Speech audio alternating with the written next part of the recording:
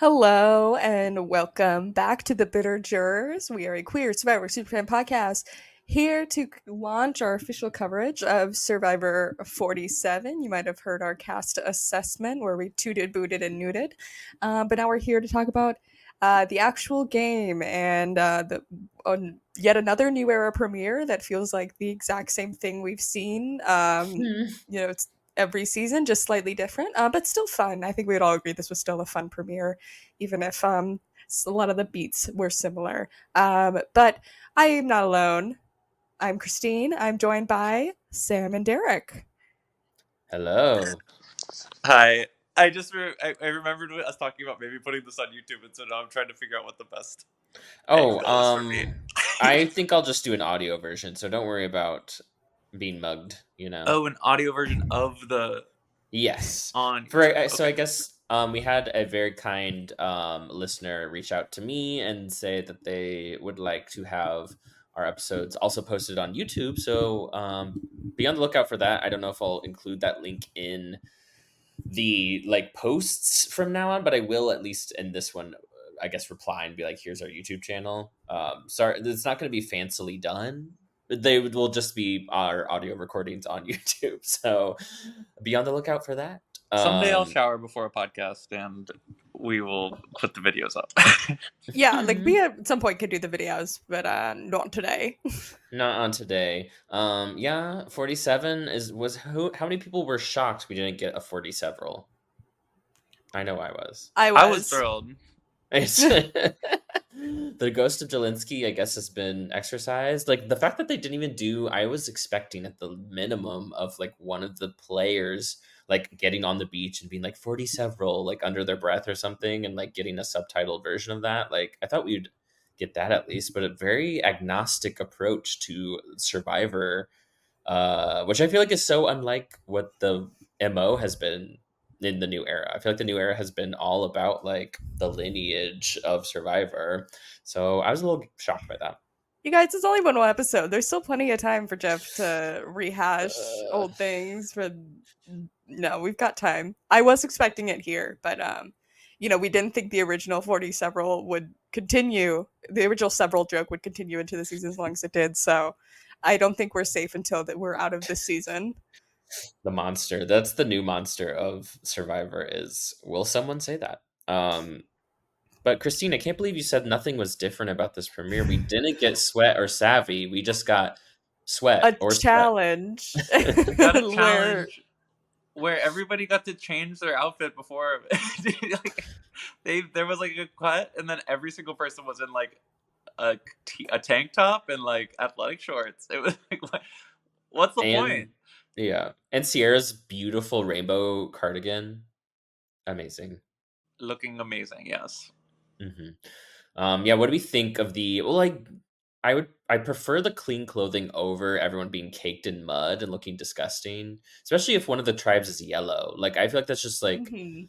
their buffs are already like disgusting looking, so let's help them out a little. I am glad that I think Jeff talked about it on his podcast this week that like the mud is integral to the game of Survivor, and he even said in the episode the mud is birthing you into the game of Survivor. I think they'll get dirty. They're gonna live on a beach and outdoors for almost a full month. I don't think we need to like start them in the deep end of how dirty they will be. Yeah,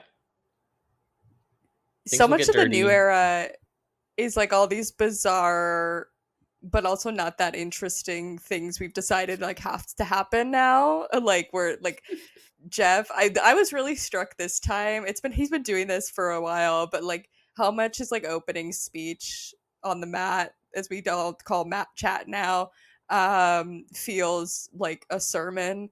Like this one in particular, I feel it felt the most like they're all planned, but this one felt the most rehearsed, where he's like talking about your community and like very much like forcing a theme, which is interesting because they don't have themes anymore. But But now I it's just do. like, okay, this is where we all just listen to Jeff for like 10 minutes. But we do have like a theme. Like this is clear. Like it is, but it's just become so blatant. Or like the Yeah. theme of this season will be community, which is obviously like important in every season of Survivor, but it's like this one is the one that they're like, look out for people talking about community and like how people relate to their community and how people form their community, like blink blink blink, which I like the idea of it. Also, as a avid Poog listener, Kate Berlant talks about the importance and her need for community like every single episode, so this was for me.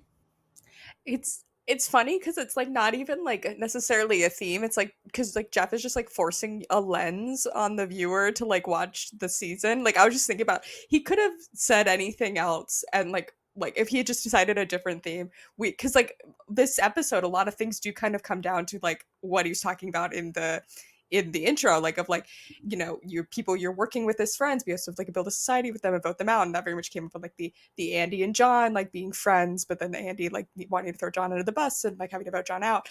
There's like it's funny, but like it's also like if he had said something different, we would have like been able to read that into like it's like a Rorschach test. It's not an actual theme. It's just if Jeff can say stuff and then they can edit and like the viewer can extrapolate from that.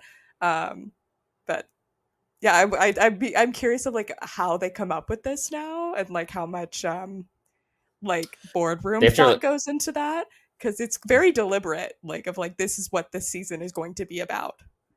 yeah, and it's like the editors like have to reverse engineer it. But it's like imagine if like in 46 they got to the end and it was like a very competitive final tribal, because then it's like the theme of like one of you cannot win. It does not make sense. So would they have like Frankenlined that to Jeff to say any one of you could win? Like, like what's the option there? So it's weird that they do box themselves into these themes. That feels like a Jeff decision, not like a production decision. I'm sure they could have just they can just remove this stuff. Jeff, like this is not integral if they somehow can't work into the framing of the show that there's a person there who's not gonna win, or the idea of community. Like these are like things they can remove, but I also think that they are like baseline Survivor enough that they're like always gonna apply. Like that's like what a I mean. horoscope. Yeah. The sense of Yeah. community and like the group and who you're with and like working together is like always going to be important. What matters is now like who they show that being important to, or whatever, you know. Yeah, it's the like medium like psychic reading rule of like I'm seeing the letter J. It's like most people's names do start with J. Like it's just generic enough to feel like, oh, that does apply here. That's so true. It's kind of like Edgic. Yes, period. Except that's more scientific, of course. It's yeah, like the curtains are blue, but like it's like all curtains are blue or something like that.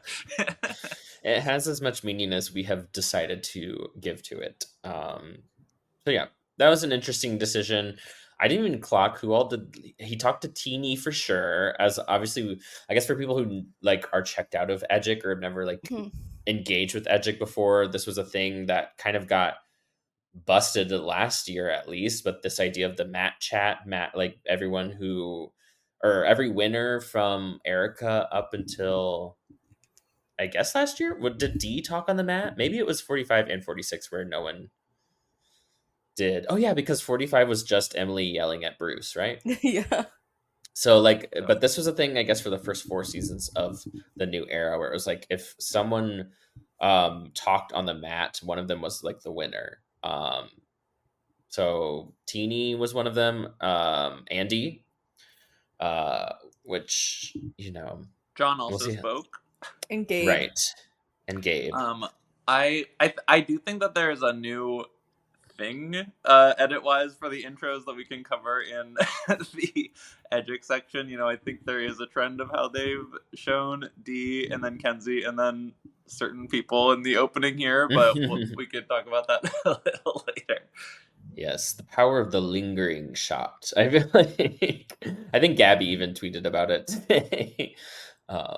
Legend. Yeah, this was an interesting. What to me the most interesting thing about the intro was that we got a what I always refer to as a Panama style sort of like run into the woods challenge.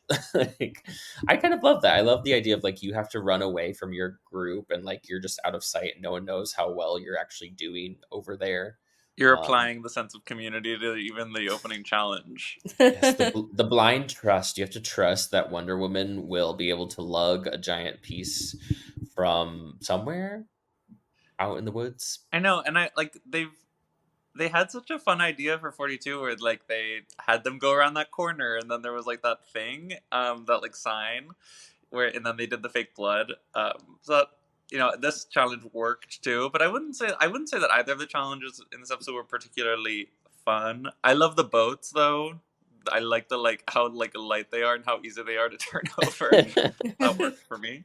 Yeah, I wonder if Yeah, that was. both of these just felt very like generic Survivor challenge, like not good nor bad. Just yeah, that's a Survivor challenge. I know. I wish they would just like. There's got to be a way. Like, I feel like for 42, everyone was waiting for that like maze on the logo to matter. I feel like there's got to be something they can do, even if they're going to reuse challenge assets over and over every season. I feel like the first challenge should be the most eye catching and interesting because that's like the episode where I feel like most viewers are either going to keep watching or they're going to fall off here. Like that's just so you gotta. I feel like start with something that's like this is the flavor of this season. This is like a taste of what you're gonna get. I don't know. I feel like there's something they could have done here. Well, Andy did tell us that this is something unlike anything they've ever seen before, and this was a coliseum of Survivor, and so they were at least drawing the eye. But it's the same like plot of land that has been mowed down for the past over how 15 how many seasons have we been here at this point 33 on so like I doubt I'm sorry nothing about that says Coliseum to me. There was no San Juan del Sur style actual like Coliseum benches to That's what I watch thought we from. were gonna get. Like, I thought we were gonna get something like that, which would have been so fun and like unexpected. But he's given the producers what they want in every Yeah. way. Absolutely. Yeah, I guess should we get into the Andy of I feel like Andy has been the sort of like lightning rod of a lot of discussion in this episode. What were your guys' reaction to Andy as a Survivor character? It was interesting. Like, I feel like the second he started talking, like in the context of the show, because obviously seen his pre-game press, but like his first confession was like, oh, he's gonna be a lot more anxious than I thought. Like it like came off even before all of this happened. It was like that what we talk about like the super fan pressure like felt like I felt it radiating off of him. I did not expect it to go the direction it did, but you could immediately tell like he was so excited, I would say in a bad way, to be out there, like, and that's not like a fault of him. It's just like when you care that much about being on the show, you just like feel it. But he ended up being like a lot more I didn't necessarily expect him to be like an emotional player, because especially in his early confessionals, he's like, "I'm a numbers guy." It's like you're hearing him say it, but it's like I was also like, I'm not sure that's exactly how you're gonna play based on the way he's talking, and that's exactly what happened. Yeah, so he ended up being a lot more than I thought he was gonna be, in good ways. I Yeah. really, it made this episode interesting. Absolutely. I will go in. I have a lot of thoughts on Andy, and I will go into it in a second. But what Christine just said, where like he was talking about like numbers versus his like actual playing of Survivor, something that was interesting from the Matt chat from John was like his opening thing was like how their expectations of how they play and how they think they're going to play is starting now going to be fact checked against how they will actually play. And I think there were some people who were saying things like, I'm gonna get out there and do X, Y, Z, and actually executing on that versus other people who were, not as they expected.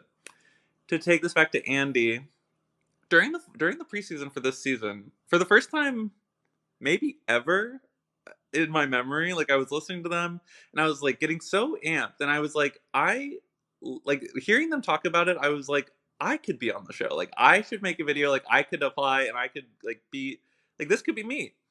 And literally love him down, but after seeing the episode, and Andy specific, I just related to Andy specifically so much in this episode that I think I can and should probably never ever ever be on the show. Like I just think that I would be the exact same. And I've always said that I relate most to Lisa Whelchel, but I literally think that Andy might be my new I relate He's the the male most to Lisa him. Whelchel. Yes. He's the new era Lisa Whelchel. And I feel kinship with him. I like his whole opening thing where he was like, I was a freak, I was a loser, I only had 4 friends, and I'm afraid of weed, and then going on to feel like nobody likes him based off of like seeing it in their eyes. He is he's a little sweetie, and he is so me, and I'm so sad that people have been so mean to him. I know. It's so I feel like for people who maybe aren't as online as us, I feel like the overarching narrative, and I feel like this was not helped by the fact that John was the one to go, is this like, oh, it's another insert name here, like Brandon, Banu, Q, like whoever like people have decided is like unforgivably unwatchable for being like a person who's like kind of neurotic. So people are like very angry about that. I don't get it. I feel like Andy was such a fun person to watch. Like you said, Christine, it's like without Andy's like entire presence, this episode is a flop, in my opinion. Like, I mean, there are fun like other people going on, but it's like that's like the main focus of the episode is like what Andy did and the reaction to what Andy was doing. And so I think once again, I'm just baffled by the things that I guess other people want out of the show, which is everyone to be like even keeled and like nice, and like only the cool, nice, good people get to like go through the season. I don't know. What they want is the confessional where Andy's like doing an equation on the screen, and what we want is where he's like talking about his strategic plans in front of all 17 other people. I mean, maybe we should discuss the possibility that this was sort of a 5D chess move to sort of, position John as like the only option, really. I feel like that's ultimately what it came down to. At least what the show presented to us, the dynamics of the Yellow Tribe seem to be the 3 women seem to be in lockstep. They were like fully almost like speaking in unison at certain parts in the episode, which was so funny. And then I think Sam is like the glue guy. He's like seemed like very tight in there, and like not just because of his challenge stuff. He just seems really good socially too. So it feels like those 4 were just never going to vote for each other, which left Andy and John. And then for Andy to sort of present himself as like a loose cannon, sort of like someone who could maybe be dragged along option versus John, maybe he's just way ahead of all of us. I think it would be a lot for him to purposefully overheat his body in order to be medically assisted to bring him to this He's state. I also vibrating his atoms at will. I loved when they got back to camp. He said that on the mat he was at 80%. That was him operating at 80%, which I Me love. when I skip one meal. I do think that I just feel and this is talking to people who are as online as us, and I did already make a TikTok about this, but I just think that people like aren't watching the show. Like I just think that people are saying like John was faultless and did no wrong, and like I don't understand why they voted Andy out over him when like the reasoning was presented so clearly in the episode, and the like they didn't determine this label for themselves, but like the cool kids of that tribe literally had a scene where they were conversing and discussing the pros and cons of keeping either one.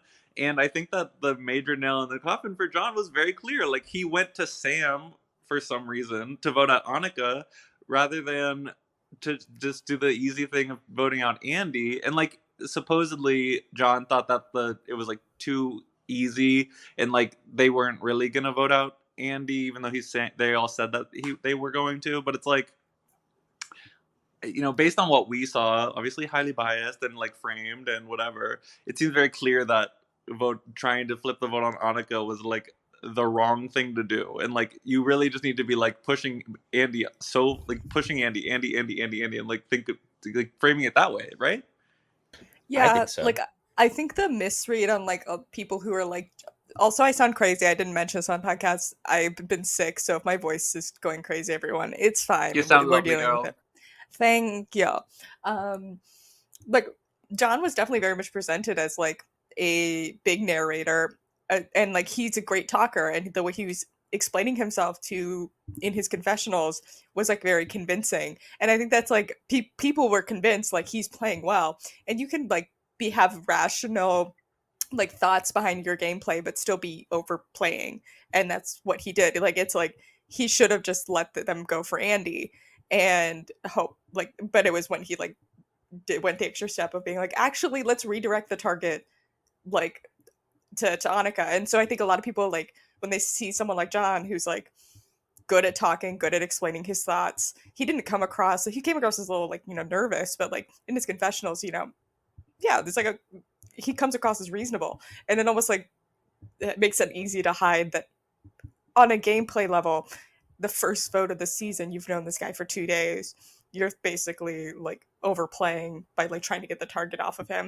And I think that's hard for people to accept that like he's not like, no one's saying he's like inherently a bad player because this one vote, went awry for him. But like the better instincts would have been to like, I need to trust that I'm safe, and if I'm being told that this vote is happening, it's the first vote of the game. It's not worth like sticking your neck out to save this person who's already kind of shown they're a bit of a liability, to put it nicely. Love Andy, but in a game sense, like he does not seem like an ally that's really worth like sticking your neck out for at this point. Mm-hmm. It's just, yeah, as soon as he was saying like, I had this, if I'm in here for one perfect glorious episode, I was like, well, first of all, okay, you just told us you're only going to be on the show for one episode, so I guess you're leaving. But also like you said, Christine, that's such a, yeah, I don't get the instinct to try to shift it away from Andy onto someone who, for all, like, I'm sure we missed conversations where I'm sure people might have been saying things like, oh, Annika's really taking charge, or like it was maybe implied people were not like loving the way Annika was like moving in the camp, which like, Grabbing people's arms. right.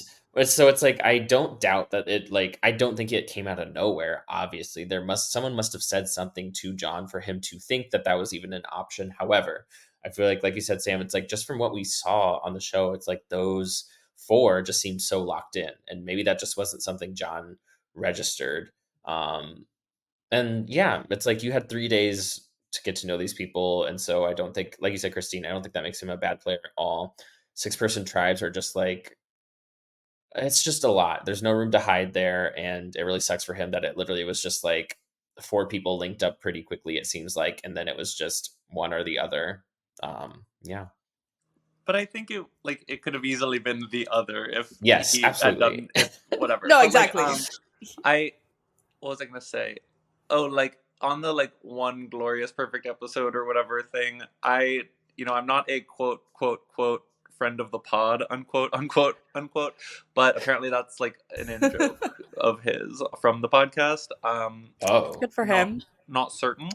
Um interesting. oh, but I also wanted to say, like, I do think that they were showing us that, like, though he didn't have the meltdown to the degree of Andy, like in his confessional, he's talking about the exact same feelings that he has with the other four, where he thinks he's like on the outs and like thinks he's like unpopular in the group or whatever. So yeah, like I think there were a lot more parallels between them than like we like than what people are perceiving. And apparently Andy is like better in the challenges than John. And so like I saw a lot of people commenting on how like voting out John here is so like new era strategy or whatever. But like it's literally about keeping the tribe strong for challenge strength, which is like day Yeah, what? one Borneo Beach survivor strategy. I know. People like really clamor, I think, to talk about the idea of like strategy evolving, but it's like, to me, Survivor's appeal is that like the strategy doesn't ever change, really. The way people talk about it maybe change. The like, maybe the order in which those things happen changes over time, but it's like at the end of the day, people are going to operate under similar sort of thought processes of like, what do I value in this like specific situation. So it's like, it's okay for things not to be different than they were from the first season. I don't understand this idea of like, this signifies a huge shift in the way we think about Survivor. It's like, not really at all. I do think it's funny that their first try at like a stunt cast in the new era just didn't pan out like at all. To no fault of their own. I'm sure they were like in the confessionals with all 5 of the other people being like, "But how great is John and how terrible is Andy?" Like, let's think about that for a little bit. And it didn't work. Yeah. Yeah. Apparently, a lot of people tuned in just for John, which is interesting. I saw That- AOC watched, Gag. and I she did also saw mention that the AOC Courtney worked Yates. at the same restaurant as Yeah. Courtney Yates. Yeah. Mother. Courtney, that is. Mhm. Yeah, that's interesting to me. I don't know. There were people at the watch party who also said they were there, like they were rooting for John. I guess people listen to that podcast. I don't know. How was your watch party, Derek? Oh, it was so fun. For people who don't know, I started uh watch parties with my good friend Shut Up, the drag queen. We are co-hosting watch parties every Wednesday at Pizza Lobo in Andersonville. If you're a Chicago person, if you're in the area, come through. Get to enjoy some good pizza. We got someone a free Jeff Probst shot, which is just like spicy tequila, which was amazing. But it was such a fun party. Um, Everyone's so engaged. I always forget, other people watch Survivor. I don't know why that's always so shocking to me, but I'm like, oh yeah, this is like a thing that people are aware of and have fun watching with me. I'm always scared that like it's just like me and like you guys who care about this. You're so So that was Andy. really fun. I am so Andy, yes. But it was a blast. I feel like the mood was very. I don't know. There were people who seemed a little like disappointed that John was the one to go, which meanwhile me and Shut Up were like kind of giggling on the sidelines. Which is no shade to John. He was a fun character. I think his like camera hogginess was sort of like overstated. I feel like if he had lasted longer, maybe things would be different. But as it is, he was like fine on TV. I don't know. Definitely not the kind of person I root for, but I wasn't like angry that he was on my screen. Yeah, he honestly had a very neutral, middle of the road premiere, and like, yeah, I didn't think he was like particularly engaging, and I didn't think he was horrible. I happened to be at the same watch party as him for the premiere. Oh wow. The crooked media people were having their like staff viewing party at the same thing we went to. And I didn't see him until he was like on his way out, but it seemed like he was having a good time. Seemed like he was like fine with it. I feel like John, for some reason I think John Lovett is going to be okay after I think being so the first too. Pluto Survivor. And I see people being like, he needs to come back. Like he was my fave of the premiere. I don't really get that, and I do hope he's at least not on season 50 of Survivor. I think that would be like a little much. I saw someone for like me. very confidently say John Lovett will be on Survivor 50. I'm like, Why? let's yeah. Let's People not will go- say like, that after every about single everything, episode yeah. about the person who was voted out. Like they just like that person. But I don't think that. I think that they probably could have gone above and beyond with his edit in this episode and like made him a standout member of the cast. But I don't think that they did that, even though they definitely He had was the just a opportunity guy. to. Yeah, just some dude who doesn't live in WeHo, but could. In WeHo? That was so funny. That was Annika who said that, right? Yeah, Absolutely. and then she's the one who asked him like, "Oh, have you heard of Vine? Do you know that one?" She also there was another drag that was. I'll try to find it on my notes. But did you guys see the TikTok Annika made this week? No. No. What was it? She made a TikTok to Sabrina Carpenter, captioned like, "When you try to vote me out and I vote you out," or something like that. Anyway, she was being driven around in a car and lip syncing to Sabrina Carpenter, so she slayed. Oh my god, Divalicious. That is so funny. Yeah, she said you're gay and you're old. How about that? Yeah, I feel like we talk a lot about yellow, which is fair because I feel like red and blue were maybe a little more stayed. Blue left a little bit more of an impression to me just for the like Sue of it all. I would say that, yeah, Sue was probably. I feel like I engaged more with Red, but like Sue was probably the biggest character of the other 12 people on the Sue show. kind of ate Yeah, we regret to the That's just kind of Trumpiest person eating. you know. She channeled Yeah. the right collective consciousness before she went out. Yes. She I ate that loved opening challenge up. Wonder Woman. She was Wonder Woman, killing yeah. it. That was funny. Her like miss saying whatever her like their like She safe called word was. Well, and then she still called Caroline Saraline, which I thought was so funny. It made me think of the comedy Bang Bang character Scaroline. Period. Yeah, exactly. You get it. Saraline. The sea is soft. Yeah, it's like the C circumflex, not circumflex or whatever. That's the C accent is in French. The um with the tail, the C with the tail. Right.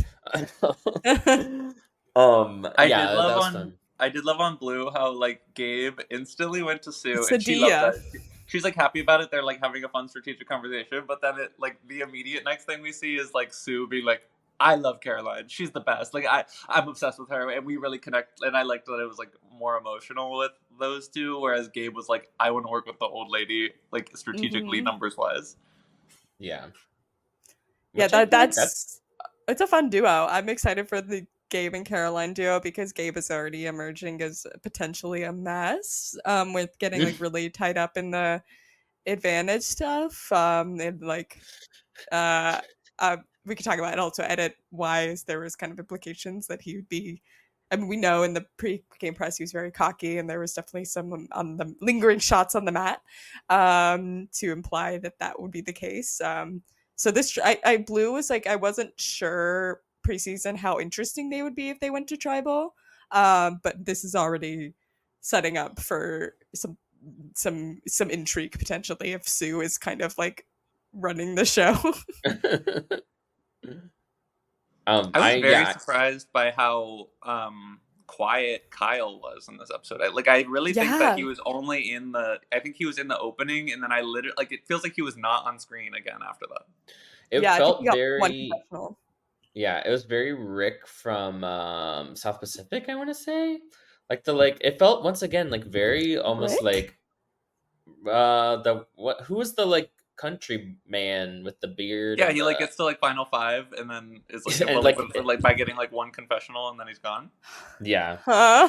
What? Well, I just remember him from the screen cap where he's like, y'all are gonna roast me" or something like that, which is very funny to me. But yeah, it was just very strange. Kyle seemed like someone who would be Oh, Rick. Okay, sorry. I remember Rick. now. He's got a uh, mustache, not a beard. right. Yeah, so it's like, yeah, Kyle seemed like someone in the preseason who would be like they would hone in on. So I was surprised. Same with Saul. Saul was like not there at Mm-hmm. all. I was shocked by that, but it's like funny. He is almost the opposite of what we expected. Where I feel like we all thought he'd be huge, messy. No one would vibe with him, but it seems like he just like slotted into a majority and is like being quiet, which He's is sitting there and curious. eating his food, which we could all learn about. Yes, we can all take notes from Saul. I know it's like funny that Gabe and Rome, like anyone who's like going for the beware advantage on like day one, is already shockingly seem to be kind of a mess. Hold on, everyone. We have a surprise visitor. I'm adding to the chat. Welcome, Maryanne. I'm Yes! so sorry. Okay, I Yes! I don't exist without my calendar, and for some reason this never made it onto my calendar. So I'm out here being like, I was like, I feel as if I'm missing something, and I'm like, no, it's not on my calendar. I'm okay. I'm literally about to take a nap. I look at my phone, missed calls from my husband, missed calls from Omer, missed everything, and I'm like. Everyone's like, "Are you okay?" Like, they're just like, "Did you ghost bitter jurors?" I'm like, "What do you mean?" And then it flashes forward, and I'm like, "Oh my goodness, how did I even do this?" So I promise I'm usually not like this. I am so sorry. It was not my intent. I would never say yes to something and not do. I'm so sorry. We Yeah, forgive so you. Maryanne, before you came on, we didn't mention this at all because we were like, we didn't want to like put you on blast, like No, if you I didn't would show up. blast But myself. I don't ghost people. Like I am so sorry. Like it's not like me. I don't even know what's going on. I'm gonna blame med school. I'm so This sorry. is so funny. no, we love you. The I season can't 42 imagine. cast truly loves to drop into our podcast. Yeah. We just pop in with apologies and wild excuses. Like I genuinely I'm telling you, I was in my pajamas like right now, just literally watching TikToks about people in bad relationships, being like, this is a great Sunday. I'm just gonna study. Nothing's missing, nothing's wrong. Again, so sorry. Like I said, I'll take it's all 1,000% on me. I apologize. But you're here and that's what matters. I am. Please continue. Please jump in, and I will go, I'll pick it up from there. I don't think we want to continue. I think we want to stop and hear about your thoughts. Perfect. Maryanne, first of all, congrats on med school. And this is a Thank busy you. time for you. And your wedding and winning And your Survivor. wedding. And... I know. I Married decided to Anne. do a bunch of. I know. I decided to do a bunch of different life changes all at the same time, just to get it over with. You know, the only one which I didn't throw on the bingo was pregnancy, because then people would think I'm too stereotypical of a Christian. You know, like got married 3 months later, she's pregnant. Like, I didn't do that. You gotta wait at least a bit, yeah. I gotta wait at least a bit. That classic Christian stereotype of winning reality television, getting married, and then getting pregnant. Yes. You think Kenzie's Christian? Yeah, what's up with that? Yeah. I don't know. Some people know they want to be mothers, and I love that for her. Well, you are mother, as we know. Yes. Thank you. So Maryanne, what did you think of this premiere? Give us your Oh overarching my- thoughts, and then we can dig into some of the stuff we were talking Of about. course. Yes. I liked the premiere. I thought it was great. I feel as if we really got to see the dynamics of every single tribe, which is great when you only have one tribal and a 2-hour premiere, which is always what I love. See what's there. I was really sad that John got voted out, but I also thought it was so funny. We can chat about the parallels between John and Asia, the two podcasting parallels.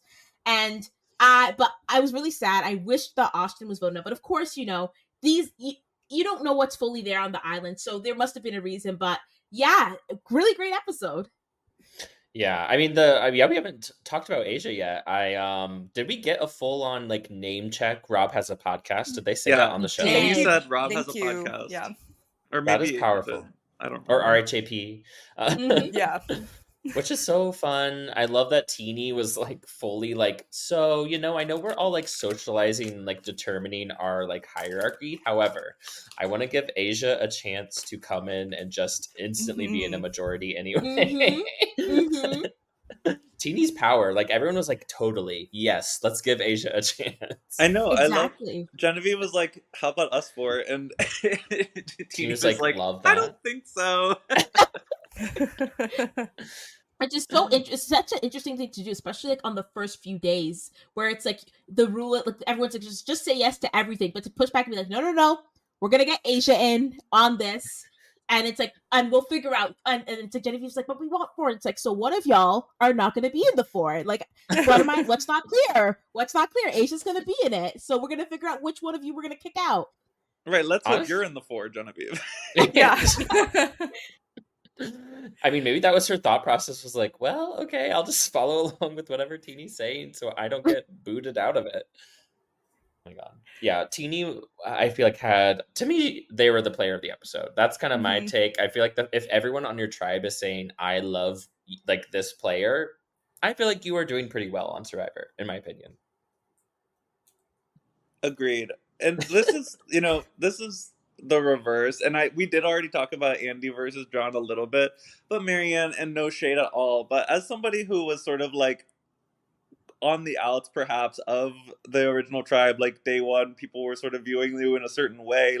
Can you speak to Andy and John's experience and what you did maybe to make sure you weren't the person who was taken out over Mariah, Queen of Wearing a Hat? Yes, Mariah. She got the hat of the tribe. Only 2 people per tribe. I would say the thing that I went into playing the game is that I was just when I thought it was going to be 18 people, I was all you have to do is be number 4, because I was statistically speaking, you're only going to go to 2 tribals, so it doesn't matter if you're 1, 2, 3, or 4. You just have to be number 4. And so I think the way that I did that was really, especially because I played when I was young and I'm like the time like short, I was like, I'm just gonna have to prove my worth and prove that I'm strong. And like strength isn't even just in like challenges; it's also how you're going and acting in camp. So everyone knew I would always go like help out at camp. I'd always go like when people were eating, I'd always match how much coconut they're eating, and I hate coconut. So like I would scarf it down to be like, look, I'm not wasting away. So like those like so non-social things that aren't a part of the game actually help, especially when people are like, okay, we want to keep this tribe strong. We want to make sure that the people that we have are useful. That can really help in it. Mm-hmm. That makes sense to me. And then what should someone like Rome do? Or like people who already are gaining these perceptions of like they're not fitting in. Like how do you assuage that? Oh my gosh. I think the thing about it is that in Survivor, one thing that people don't know is that, but a lot of times, people have short term memory in Survivor. So if in the beginning of the game, someone's like, oh, Rome's kind of sketchy, da da da da da, then what Rome wants to do is continue to win immunity challenges and then not be sketchy for like 3 or 4 days. And then people will forget about the sketchiness. Like, there's actually one time, Omer never lets me forget it, but I have the worst sense of humor. Like I'll just deadpan things and because I'm a very expressive person, people think I'm being serious. So I told Omer, I'm like, you know what? I'm like, I wouldn't go to rocks for you. I'm just like, would not go to rocks for you. Straight face. Cause I was like, oh, he obviously knows how to go to rocks for him. This is a bad joke. But then it actually made him lose trust in me. And if we went to tribal, he would have cut me off because of that bad joke. Like literally almost split my game for a bad joke. But like I said, in the long term, built that trust up again. The short term memory forgot and didn't go to rocks for him, but I did also vote him out. So, yeah. I mean, yeah, the timing of tribal in the new era when you have the 3 tribes is so important now because we see these tribes win out. We see these tribes win out. We see these tribes go frequently. Like if the yellow tribe hadn't gone first, could have been a very different situation. Yeah, if Red had gone first, Rome could have been in a lot of trouble. And so it's like it's something when you're doing these early advantage hunts and isolating yourself socially, you have to like it could really pay off if you win out a couple rounds, but if you go next, like obviously the last vote is a concern, but like just socially, like you've lost that time. But if you win out, it's great. It's the lottery, it's chance, like so much of Survivor is. But that's a risky take. Mm-hmm. Yeah, what did we think of the Matryoshka doll idol thingy? Thoughts on that? I don't hate the concept, but it just takes up a lot of time. It's just now like all these like it's just like that kind of like almost like not a fun way, the Suri back across the ocean, like and like that's iconic. But then this was like, okay, we gotta do this again, and that kind of came up in the replacement for Savvy or Sweat, of course, with Asia having to go to in the water. It reminded me of Suri. But also this reminded me just like it just adds a little more like tediousness. But I don't hate the like you can stop now and like stop making yourself suspicious and have more time to socialize, or you can keep going and get something better. I don't hate that choice, but just as a viewer, it leads to a lot more back and forth, running up and down the mountainside, finding keys. Yeah, the rock faces, as TK called. He's like, so many rock faces on this island. It's like, yeah, there are. Like, I don't know why you would expect Fiji to be like a plane. I don't know. Yeah, I think not just mechanic wise, I think that this is the best version of the Beware Advantage. I think that because number one, you can do it at your own pace. Like we saw people starting to do it immediately day one. Some people started to do it later. So it really gives the player the time to be like, when's the best time for me to do this? And I also like how it gives players choice. And the thing that I love the best is that it's not dependent on what other players are doing, right? So you don't have to get feeds from someone. You don't have to wait for other people on the tribe to find the idol, right? You can just go and you can go on your own pace. And the thing which I love as well too is in 45 they did it where your idols only were good for one tribal unless you sacrificed your vote, but then they still had that sacrifice vote component, but it's you get to choose, is it worth one tribal, is it worth 3 tribals, is it going to be worth all of the tribals? So I think that they really got the pieces that they want where it's like you have to make decisions, but it doesn't impede on the players what's what I'm trying to say? It doesn't impede on the player's ability to vote as drastically as the other idols. Because it's like, let's say, for example, you are going to tribal. You can just be like, you can just go search for it and open manhunt and then get it and then just use the one tribal one there. So you can still get your vote technically easily if you're able to find it. I agree. I like the choice in it. I don't know. I just as a visual gag, it was also funny to like go to another locked box within the locked box. That was fun. And I also liked. It was very Emperor's New Groove. Yes. Mhm. I feel like my favorite scene though with the idol was when I think it was Gabe like dropped it and Sue was like, "Is he chopping something down out there?" They were like, I don't even have any idea of what he's doing up on that mountaintop. Whereas like the red tribe instantly was like, oh, Rome is doing something, and all the blue people are like, I don't know, he's up there for some reason. No, but here, I'll push back on that. I'll get it. And the reason why I push back on what you're saying, and in a gentle, kind way, is that Thank you. when you're on the island, you become so dumb. You can't think.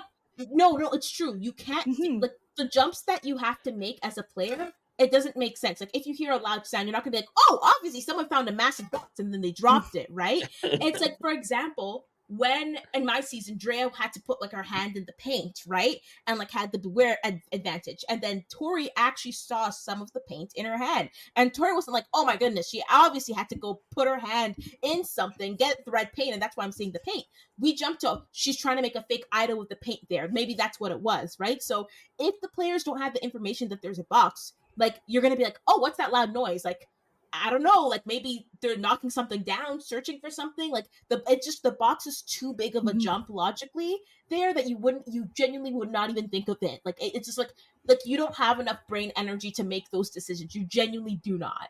Absolutely, and I'm such a mark, and I so much so that I came away from the like I was very impressed when TK walked in on Gabe with the key, like getting the key down, and Gabe was like, "Oh, I just found this key. Like I didn't have any information." I know that if he said that to me, I would have been like, "Oh, okay." But No, TK was like, "No, that's shady," and like he obviously has more information than I do. Nope, I would have been like, "That's so cool! I bet you the producers didn't even think of that." Literally, Wow, it could have happened like that. Like once it happens, like, oh, I'm surprised that hasn't happened before, where someone stumbles upon this other thing. It's totally logical. But yeah, I was really impressed with TK in that exchange, and maybe he got other vibes of Gabe being shady, in other situations. But like, yeah, like it was a totally believable cover story. Like, yeah, they'd hide these random things, like you might stumble upon them. Yeah, no one's ever done like what's the like speed running lingo, like a sequence break or whatever. Wrong or like, percentage or something. Like a wrong warp. Idol activation, any percentage. Well, I mean, so does Gabe end the episode with a full idol? I don't remember. He wave dashed into a 3 tribal idol. Okay, Which I think is smart. Like if someone knows about your idol, it loses power. So then to go all the way to Final 5, the idol's not going to make. I personally think that the idol is not going to make it to Final 5 because someone already knows about it. So having it already at 3 tribals, like that's all you need, because no one's going to use it. I'm curious. Do we think like with this new like mechanism with the idols where you can choose to have one expire sooner? Do we think there's any chance that's in response to the idols not being played last season? I mean, maybe because honestly. Now it's like You I have mean to. like it's if you know it's expiring in like 3 rounds, like you're much more likely to like play it. And it's like I'm just curious. I'm obviously we don't know, but I'm curious if you guys think that there's that possibility. I mean, yeah. It's just I guess if I'm like someone who's designing the game, like I would sort of. It's hard not to look at 46 and be like, okay, so there's like a flaw here in our game where we're sort of incentivizing people to not play their idols, which leads to, I guess, to them more boring gameplay, which is when someone doesn't play an idol. So like, how can we sort of force people's hands to do that? And I think putting a time restriction on it is the easiest way to do that. And I like it. Yeah. I still think my favorite thing though that came out of this, besides the falling box, was Abby Maria on Twitter being convinced that she seemed to think that if Gabe did the final thing, he would be you couldn't vote for him until final 5. Yes, she misunderstood. She thought that meant like he was immune until final 5. Oh my god. Golden key to the final 5.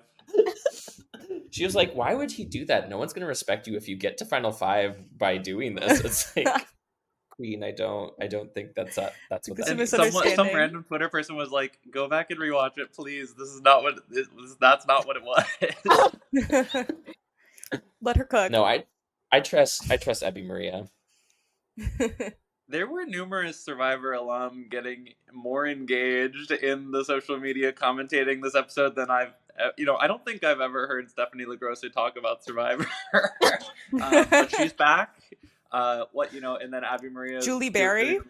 Julie Berry. I'm sort of like, who's in, this is all like in the days following Jeff saying they're down to 87 people for the Survivor 50 cast. And I'm like, I wonder if Stephanie LaGrossa is one of these 87 people. Maybe. Well, I know, we don't know anything about Sierra's from the same part of Pennsylvania as Stephanie LaGrossa. And she like shouted her out. I don't know if Stephanie's like tuning in for Pennsylvania Pride. But Yeah. I did notice Pennsylvania that. rolls deep. It's true. Yeah, more people coming out of the woodwork. I'm sure it's nothing to do with season 50. No, not at all. It's a coincidence. I don't even know what you're talking about. That's so funny. Oh, Stephanie. Marianne, have you heard this? That season 50 is going to be all returning players. Are you Yeah, Oh my is serious? this news gosh. to you? Are we breaking news to you? What? No, you're not breaking news to me. But I can say I have not heard anything, and I'm like, we're on 47 at this point, Right. so I'm gonna focus on 47 right now, and then we'll get to 50 in what 2026. Some of us will get to 50 in 2026. Some of us will get to 50 in 2025. 4 or 5 months. Yeah. Yep. But the focus is on 47, and that is what my focus is on right now, and it Say is that. amazing, and it's great it's always great to see Survivor being on, even when they're snubbed on the Emmys each time, but it's okay. Ooh. I know, that is wild to me. So has Jeff never been even nominated? I feel as if he's been Used nominated, to. but he hasn't won. That's wild to Yeah. me. Okay, also, all shade, all tea. Traders 2 was not as good as 45 or 46, and so it doesn't make sense that they won. Especially, well, what episode? Oh, we found out the episode they submitted for 45 was the Kelly Blindside, right? It was. Yeah. Which was a Pretty major good slay. Yes. Yeah. Oh, that episode was so good. Oh my gosh. Not Got saying me it was gagged, slay that gooped, Kelly and went home, gollied. obviously. No. That part was sad, but it was a very that episode had everything. It was so good. I know. Oh, Kelly. Well, I'm sad that our we have an ER Dr. Kishan. I'm sad that our new Kelly was so quiet in this episode. He had like one confessional, I think. He served though. I stand. You already know I love him, but I did like he did what he needed to do in the premiere. He's doing well. Yeah, he's slaying. I mean, he's in the majority, right? I believe so. Yes. Yeah, as far as we know. I believe from what we've seen, yeah. It seems like it's just Rome who is not. Everyone else was like walking around together, sitting on the beach together. Mm-hmm. I think he's been in all of the proposed majorities. I think Teeny was like, yeah, him. Definitely him. And everyone's like, whatever you say, Teeny. You got it, Teeny. Teeny is running the Red Tribe like the Navy. I love that. And like so subtly as well too. Like I don't know. I think we should do Asia. Yes. Yeah. Teeny. Yes, we're gonna do Asia. We're gonna do Asia. I don't know. Like I think Roman's gone. How do you spell Rome? Rome? Yeah, let's get him gone. Like. Aye, Captain. I know. Well, Asia, I feel like also had a great episode despite like the events that occurred. Yes. I feel like she clearly knows what she's doing, and not just from a I don't know, I was pleasantly surprised. I feel like there's always that fear of like, oh, she's like maybe too in the like Survivor fandom weeds to be like compelling television, but she is a great narrator. I feel like I understand her as a character already, and I feel like she was making great choices given sort of the lose-lose situation that she was put into by Survivor in this like 1v1 situation. Yeah, like I don't think anyone would give her any flack. Hey, yeah, you know how that big, like, athletic guy who you sent me with, I had to compete against him and I lost. It's that, like I would be like, okay, that makes complete sense. And I think the thing that as well too that's strong is that her team won immunity. So like one Mhm. thing which I've realized is in the new era, if you don't get your supplies and you lose the first immunity, you're basically done. So like Mhm. now that her team has won immunity, has that morale, has the machete, has the fire, has all these things, and like I really feel as if Asia will be able, like, whatever happened on day one, it's gonna be like it never happened before. It's that short-term memory. There's other things that are happening on the island that are more important than oh my goodness, did you know how Asia got to talk to that one person and wasn't here the first 3 hours? So I agree. That makes sense, and especially if you have someone like Teeny who's like refusing to like not mm-hmm, let you into, like, that is Mhm. perfect for Asia. So I mm-hmm, feel great vibes. I feel like we went into the season thinking Red would be disastrous maybe, or like kooky, but they mm-hmm. seem honestly the most like they got their shit together of anyone. Yeah, Teeny and Asia was probably my favorite, like, positive relationship of the episode. I just, like, every time they were on screen together, it was just cute and sweet and Yeah. nice. And even just like when they were all walking around together in like a bigger group, like, I liked seeing their friendship a lot. And especially in that first scene where Teeny's like, "I know who you are," and it was just very sweet. I liked it a lot. Yeah. I thought it was so funny where I was like, oh yeah, Asia, I know who you are. You're our podcaster. Like, I'm super low key. Then John's like, oh yeah, I do this podcast. And I was like, what? You do what? Oh, I've heard Haunting that. America?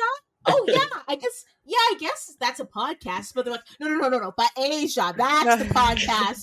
That Rob has that's the one we want. That's the one. I feel like that shows how skewed Survivor fans, and I am part of that too, of like our idea of celebrity is so different. Absolutely. I didn't know who John Lovett was until I'm like, oh, I'm like, guess that's what the podcast is, huh? Same. I was like, familiar name, I guess. Yeah, I had no idea. Sorry, Diva. But Derek, I think earlier you were saying, or maybe someone was talking about like Asia being a Survivor super fan and like how that's not always like directly applicable to actually playing Survivor. And Mm-hmm. I want to like, I'm celebrating like that, the fact that like the new era, sure, people can complain that like every single person on the cast is a super fan, and there are like drawbacks to that sort of casting initiative. But I do think that they do an amazing job of making sure that the Survivor super fans that they cast have other stuff going on. Like Mhm. they are people and characters beyond being a Survivor fan, and Mm-hmm. like that's just kind of the baseline. Where it used to be like there is a person on the season who loves Survivor and that is their thing. Whereas now it's like we all watch the show and this is what else I'm doing and like this is who I am Mm-hmm. outside of watching Survivor. I'm playing Survivor. I don't need to like be front and center about the fact that I love the show. I'm on it. Mhm. Yeah, and like even I think there's a lot of talk about Andy, being a big super fan, but like he wasn't just cast because he was a super fan. Like there's Mm-hmm. like there's so many super fans who apply. They didn't get into it on this episode. I'm sure they will soon. He has a very kind of intense personal backstory that he gets into in his casting interviews. He is, it's always these people that they're casting are people who would have been cast, I think, regardless of their super fan Yeah. status. It's just I think it's we talked about there's just fewer, they don't recruit as much, and there's just like the kind of people who are still really into Survivor are really into Survivor. I feel like I meet some people who are like, oh, I catch that show and I can. No, it's like for the most part the people who are still watching Survivor are watching it because after 20 odd years they still love it. And so it's just Mm-hmm. kind of that's selection, the people, it's self-selection, Yeah, and because like, who's gonna go on Survivor in addition to be on Survivor if they don't like the show? It's not like they're like, oh yeah, my friend submitted a tape. That rarely happens it anymore. doesn't It's happen like anymore now. the people who are applying on the show are people who like the show. So that's who's like why it's you have all these different super fans. It's also interesting as well too because you have different spectrums of super fans. You might have someone who's like, I can tell you the boot list from season 1 to season 46. I can give you every single name. Then you have someone who's like, oh yeah, I'm a super fan. I've watched every episode since day 1, and like I've watched every episode, so that makes me a super fan. It's also like a very whatever, if you identify as a super fan, you are, you know? I Mhm. agree. And I then there are think some people who are saying, I've never seen a public meltdown on this show before. Yeah. What's the Brandon Hans erasure? Why are we suddenly silencing the Brandon Hans experience? Oh, Jeff, oh. Jeff. I thought it was Liz shade at first because they had just watched the Liz Applebee's They meltdown, I thought. literally just Right? seen that. Yeah. Rachel just got the memo that, we're doing like this holistic, we're just approaching Survivor 47 for what it is memo, I guess. She So is such a fucking icon. love her. I'm obsessed with I her. love Rachel so much. I'm glad she's my winner pick. I'm feeling the fantasy. Just the scene where she's like talking to Andy and she like physically you can tell she wants to like float away from Andy as far as possible was so funny to me. I just love everything about her vibe is so good. I feel like Yellow Tribe is such a fun little group that I was not expecting to be.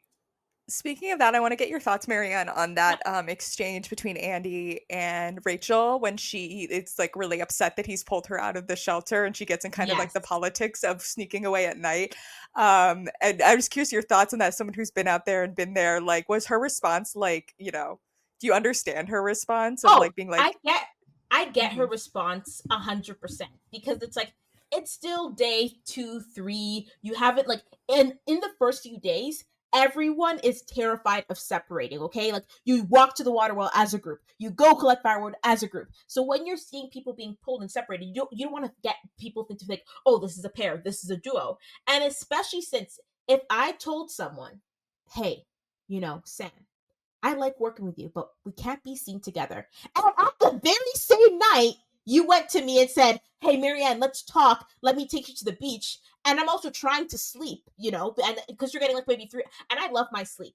It doesn't look, I care about you, but it doesn't matter because it's like, number one, you're doing what I exactly told you not to do. Number two, I'm trying to get sleep and you stop me from my sleep. And it's like, yeah, I care about you as a person, but I also care about my sleep as well too. And number three, now people might be going and seeing us walking off and coming back, and they might, who knows what they're going to say? Who knows if that's going to push me in the out? I don't know what people are thinking. So I can completely understand where Rachel is coming from. But on the other hand, I can also understand why he did it, because it's like if you feel that you have a connection with someone, you're like, I really need to just speak to you. I really need to go and share my soul, and you're having that struggle. You want to have that connection. It's just that it was just a recipe for like a lot of bad things, just all slowly rolling down the hill to then get us culminate to what we saw in the immunity challenge.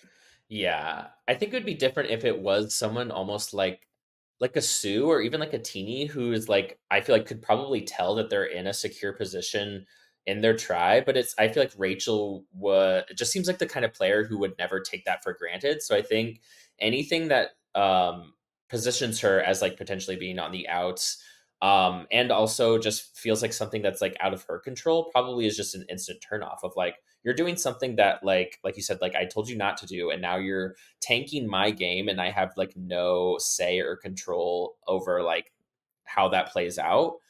I totally understand her reaction. And she's a legend. To be fair, Rachel said that she was not going to talk to Andy on the beach in the morning. And he pulled her aside while she was asleep. So that's completely different. Considerate king, yes. Very mindful, very demure. Yes. That's our Andy. I loved all of Rachel's confessionals in this episode, and she was very like neutral about everything, but I just felt like she had a perfect way of summing everything up, and she was like very understandable. I think something probably working against Andy in this moment is like the episodes of 46 he had just seen, because I'm sure there was like a Ben Kenzie night terror scene or whatever, and he was like, I need a mommy, and he went to his number one or a friend, and I'm literally not against Rachel at all. I feel like I saw some people who were like, fuck this girl, like she doesn't care, personal relationship, whatever. Oh, but it's my like Lord.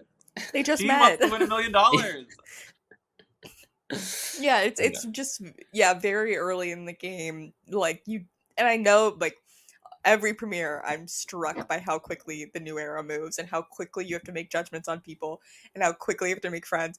But I definitely felt for Rachel where she's like, oh God, like I moved too quickly on this relationship, and now I have this really sweet guy who's like putting me in situations where I could be in trouble. It's like, and it's some way the Andy and John thing, they linked up really quick, and that did not go well for John in the end because then he tried to save Andy. The new era just forces you to like make judgment calls on people so quickly, and you could end up with the wrong person. Rachel's gonna be fine. Andy will see. John, rip. Not fine.